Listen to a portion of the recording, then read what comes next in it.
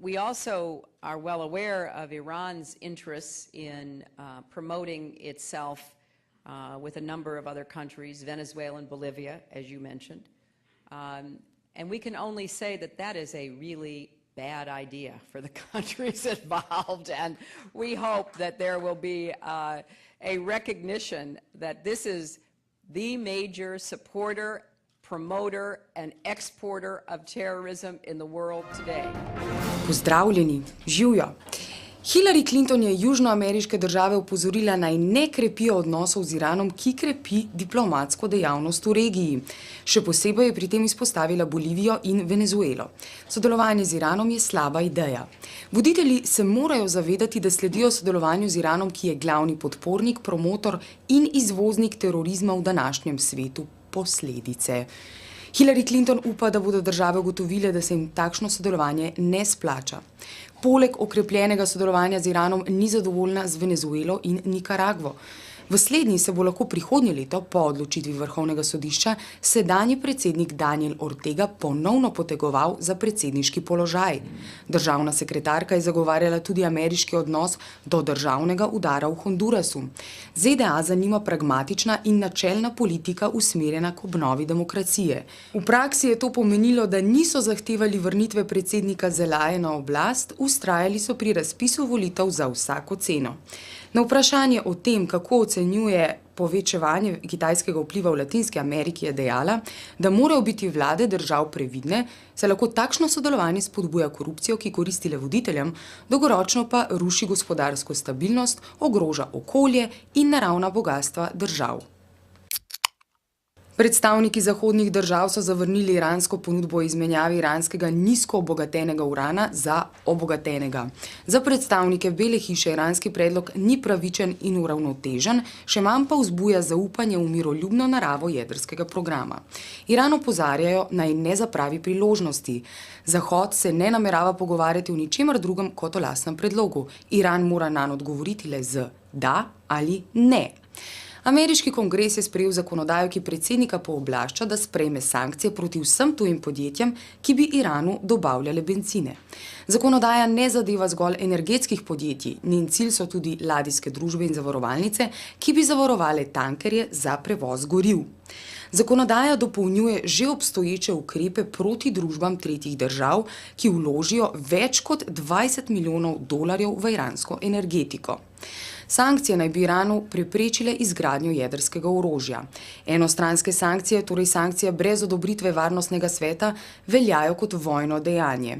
Tudi Svet Evropske unije je sprejel deklaracijo o iranskem jedrskem programu. Iran ni storil nič, da bi okrepil zaupanje v miroljubnost programa. Evropska unija bo podprla vse ukrepe Varnostnega sveta, če Iran ne bo začel sodelovati z mednarodno skupnostjo. Iran noče pristati na zahtevo, da bi v tujino odposlali 1200 kilogramov 3,5% obogatenega urana v eni sami pošiljki, kjer bi bil ta kasneje obogaten.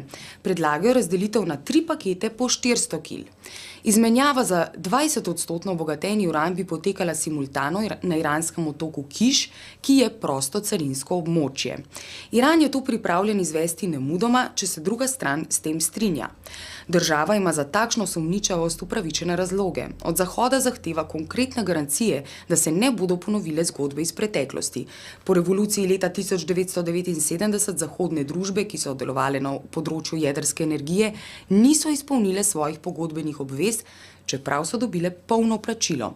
Tako Francija nikoli ni dostavila 50 ton uranovega heksafluorida, nemško podjetje pa je prekinilo vsa dela na jedrskem objektu v Bushehriju. En reaktor je bil dokončan 85%, drugi polovično. Predstavniki jemenske uporniške skupine trdijo, da so severozahod države bombardirala ameriška letala. Lovci naj bi napadli območje 28-krat. Drugače so v državi že ameriške posebne enote, ki bodo izobraževale jemenske vladne enote. Mednarodne humanitarne organizacije in Združeni narodi sporočajo, da so razmere za prebivalstvo težke, saj so glavna žrtev konflikta. Jemenska oblast je na jugu države ustvarila klimo strahu, krši človekove pravice in nezakonito pobija civiliste. Prepovedana izdaja nekaterih časopisov, poročanje o občutljivejših temah je cenzurirano. Mnogo popularnih blogerjev je aretiranih. V Kongu trenutno deluje največji kontingent vojakov pod vodenjem Združenih narodov. Šteje kar 19.000 pripadnikov. Njihova naloga je pomoč pri stabilizaciji države, varovanje civilnega prebivalstva in podpora vladnim enotam. Organizacije za človekove pravice, ki spremljajo dogajanje, so kritične do njihovega delovanja. Po njihovih podatkih so vojaške operacije vladnih sil, ki jih podpirajo Združeni narodi s svojo prisotnostjo v zadnjih 9 mesecih, pobile več ljudi kot uporniki. Skupno je bilo ubitih okoli 1400 civilistov. Vojska, ki Združeni narodi dobavljajo hrano in strelivo, je obtožena pobojov, množičnih posilstev deklet, rezanja glav moškim, osumljenim povezav z uporniki.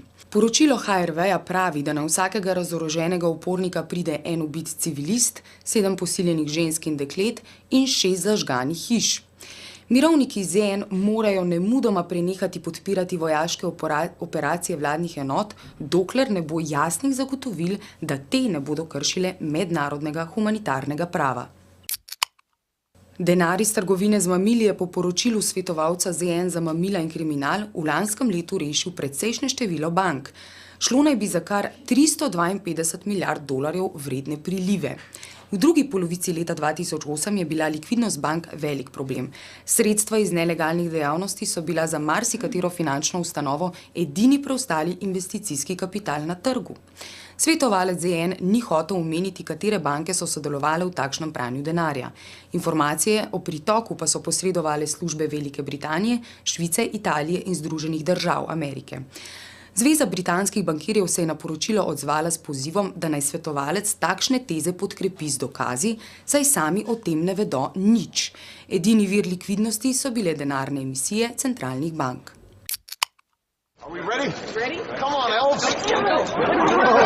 Nova Galupova raziskava ugotavlja, da priljubljenost vojnega mirovnika Obame še vedno pada. Njegovo delovanje v predsedniški funkciji podpira le še 47% ljudi in je nižja od kateregakoli predsednika od začetka merjenja naprej. Še to! Anketni rezultati kažejo, da bi bilo kar 44% Američanov bolj zadovoljnih, če bi bil predsednik George W. Bush. Očitno je spomin kratek. VTC, 2 vojni, erozija človekovih pravic, mučenja in ugrabljanja, aroganca in nesposobnosti skoraj polovici Američanov ne predstavljajo nič. Britanska fundacija New Economics je izdala poročilo o raziskavi družbene koristnosti posameznih poklicev. Namesto klasične produktivnosti in dobičkov so merili družbene in okoljske učinke 6 različnih poklicev in jih denarno ovrednotili. Najbolje so se odrezali smetarji, snežilke, v bolnicah in vzgojitelji. Prvi za vsak porabljen evro ustvarijo za 12 evrov družbene koristi, druge za 10 evrov, tretji 9,5 evrov. Najbolj škodljivi za družbo so davčni svetovalci, oglaševalci in finančniki. Prvi za vsak evro ustvarijo kar 47 evrov družbene izgube, drugi 11, tretji 7. Raziskava je pokazala, da so problematična tudi ustaljena mnenja o vrednosti poklicev in plač ter njihovimi družbenimi učinki. Najbolj problematični so tisti o koristnosti in neobhodnosti uspešnega finančnega sektorja za družbo, nizkih plačah kot motivacijskem mehanizmu, večjem vložku truda in časa pri bolje plačanih službah, visokih plačah kot obrambi pred begom možganov, begu premoženja pred visokimi davki, večji učinkovitosti zasebnega sektorja pred javnim, večjemu družbenemu prispevku bogatih in razmerjih med plačo in donosnostjo. Še današnja, a imamo takle vprašanja? Prvo vprašanje, kakšne barve naj bo zid med Egiptom in Gazo? In še drugo, zadnje, ali se vam zdi modelček Milanske katedrale primerno orodje za mikastenje Berlusconija?